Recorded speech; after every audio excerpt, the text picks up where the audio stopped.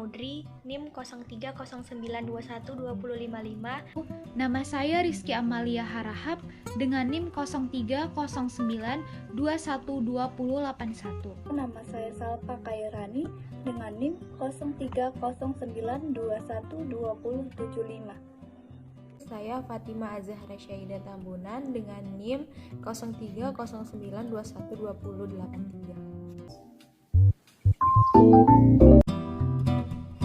Saya akan menjelaskan tentang sejarah Batak Toba. Batak Toba adalah sub atau bagian dari suku Batak yang wilayahnya meliputi Balige, Porsea, Parsuburan, Laguboti, Ajibata, Uluan, Borbor, Lumbanjulu, dan sekitarnya. Silindung, Samosir, dan Humbang bukanlah Toba.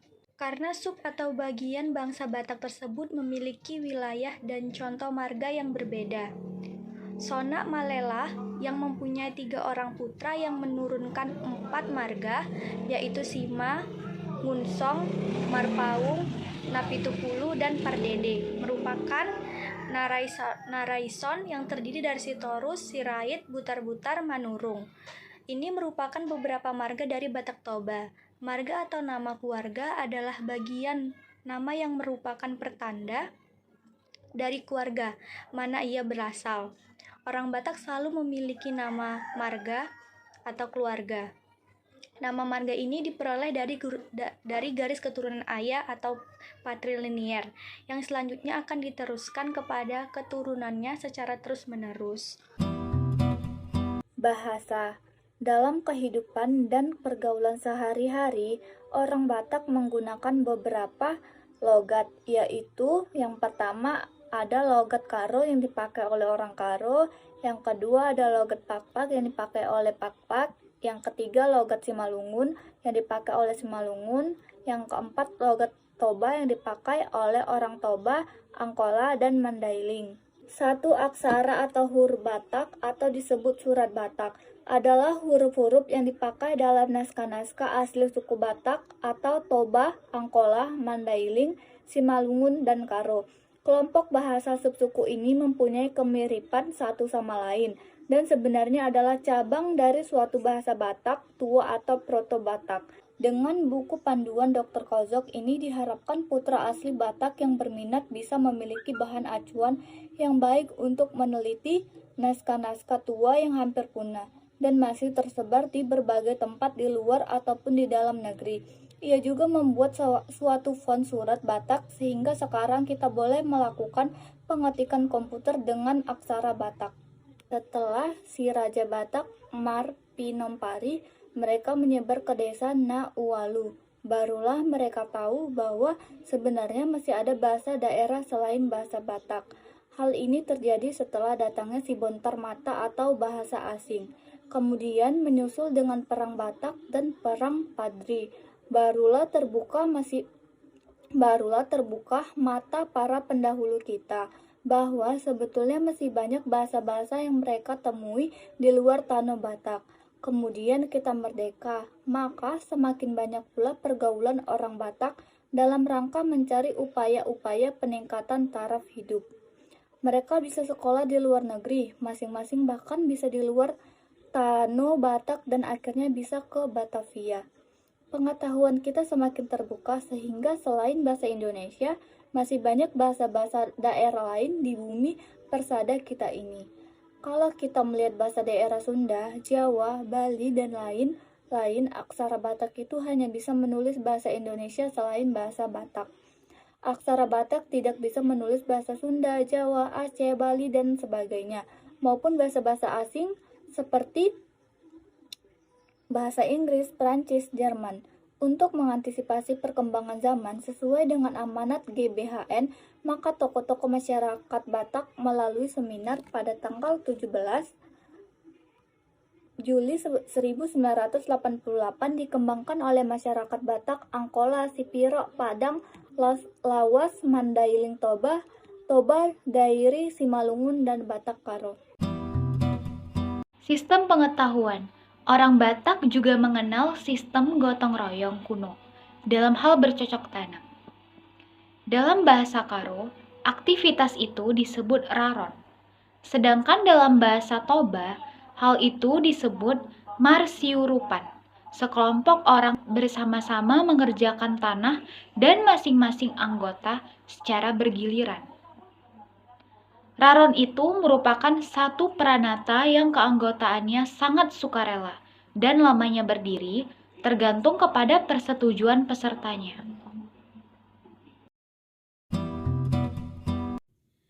Teknologi, masyarakat Batak telah mengenal dan mempergunakan alat-alat sederhana yang dipergunakan untuk bercocok tanam dalam kehidupannya, seperti cangkul, bajak atau tenggala dalam bahasa Karo, tongkat tunggal atau engkol dalam bahasa Karo, sabit atau sabi-sabi atau ani-ani. Masyarakat Batak juga memiliki senjata tradisional yaitu seperti pisau surit atau sejenis belati, pisau gajah dompa sebilah keris yang panjang, hujur sejenis tombak, dan podang sejenis pedang panjang. Dan unsur teknologi lainnya yaitu kain ulos yang merupakan kain tenunan yang mempunyai banyak fungsi dalam kehidupan adat Batak.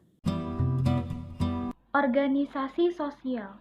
Yang pertama, perkawinan pada tradisi suku Batak. Seseorang hanya bisa menikah dengan orang Batak yang berbeda klan.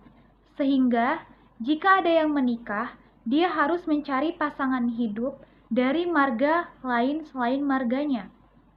Apabila yang menikah adalah seseorang yang bukan dari suku Batak, maka dia harus diadopsi oleh salah satu marga Batak atau berbeda klan. Yang kedua, kekerabatan kelompok. Kekerabatan suku bangsa Batak berdiam di daerah pedesaan yang disebut huta atau kuta, menurut istilah Karo.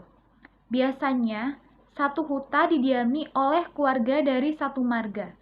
Ada pula kelompok kerabat yang disebut marga tanah, yaitu kelompok pariteral keturunan pendiri dari kuta.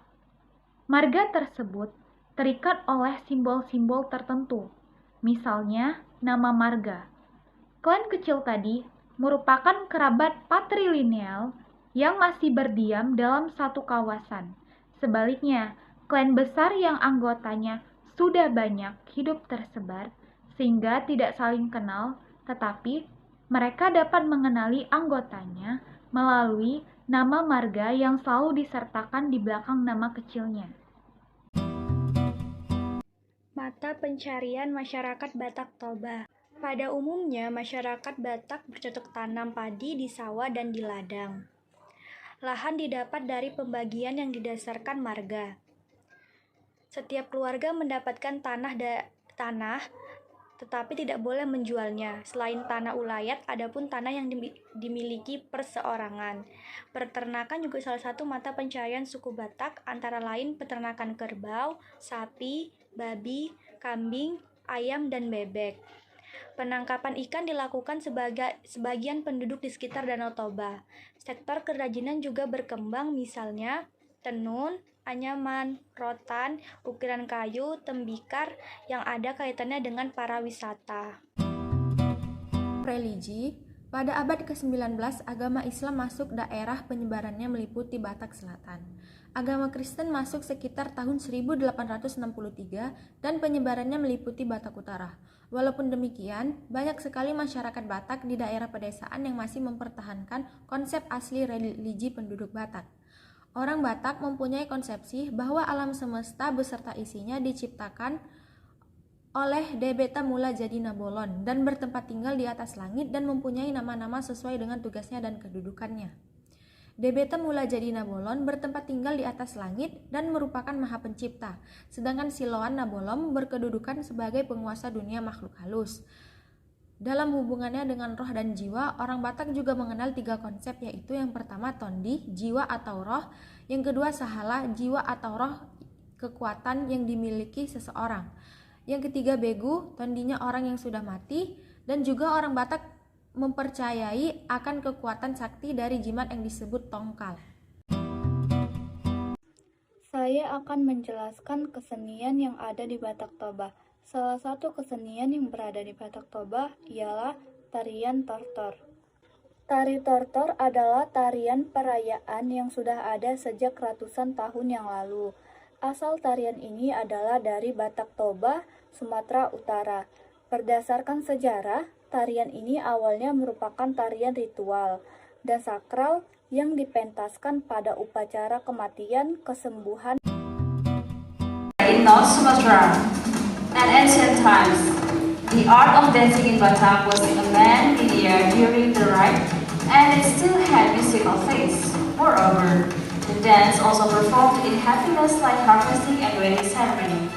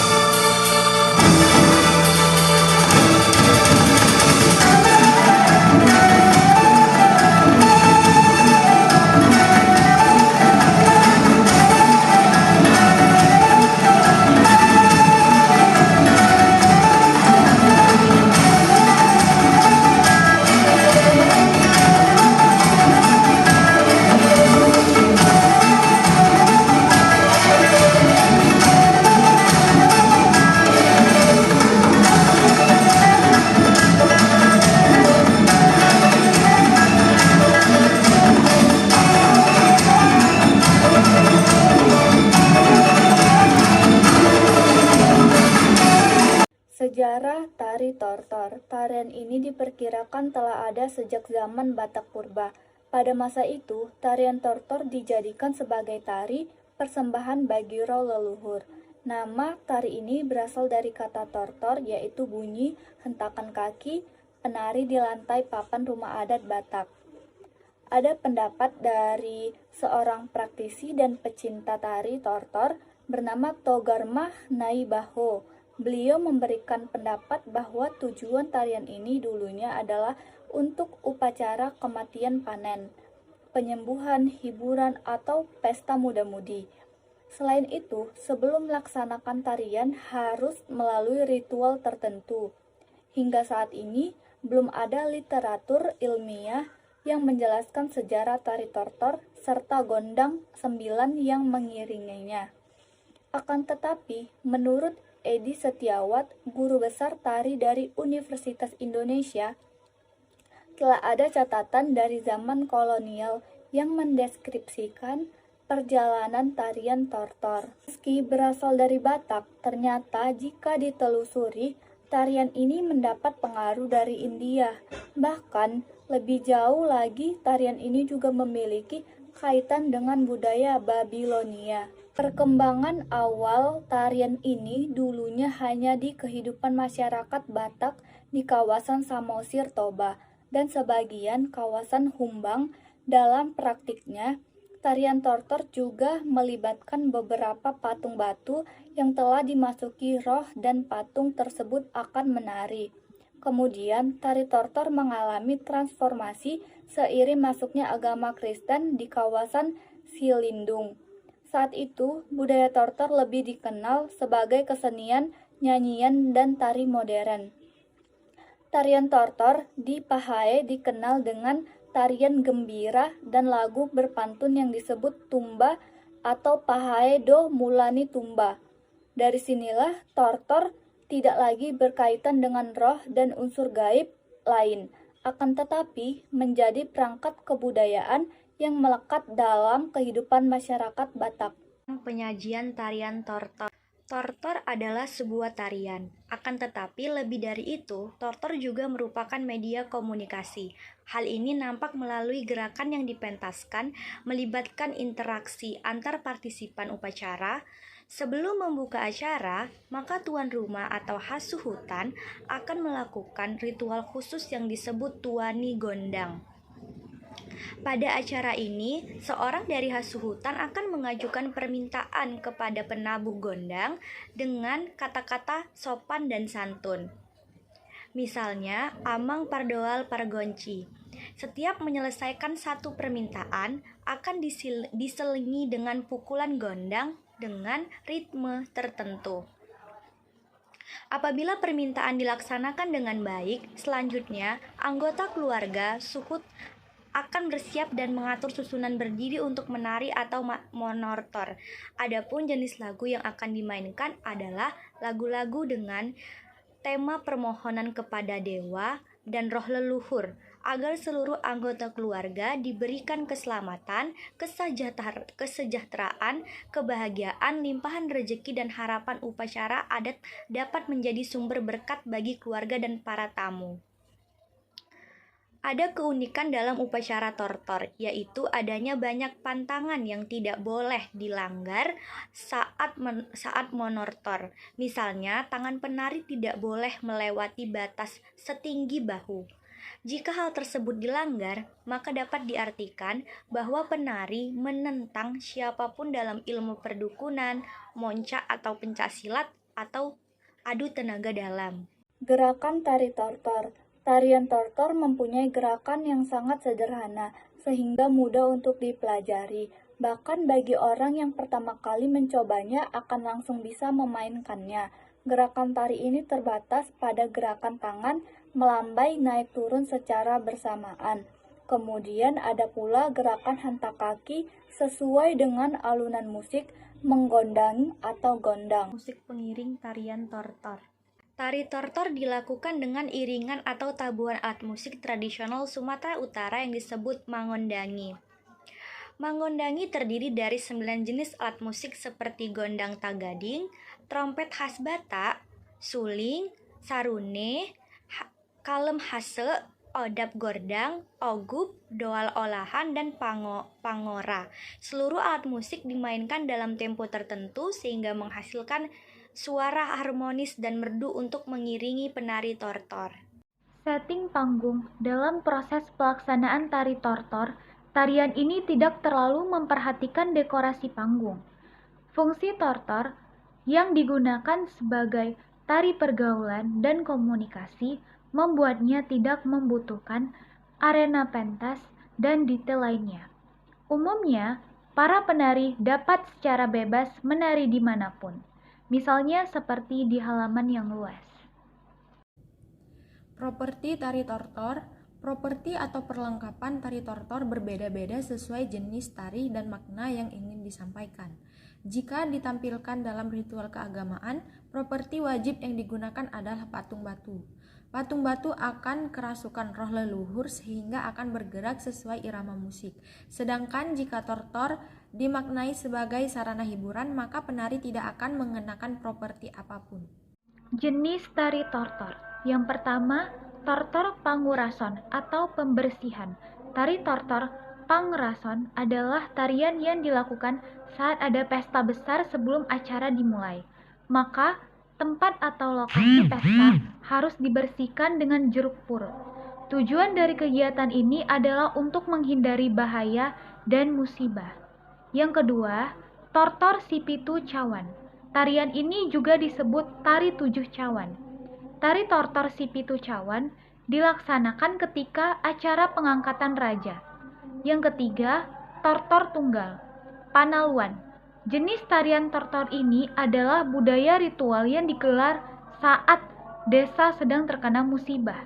Tari tortor ini dilakukan oleh para dukun sebagai cara untuk mendapatkan petunjuk dalam mengatasi masalah yang ada.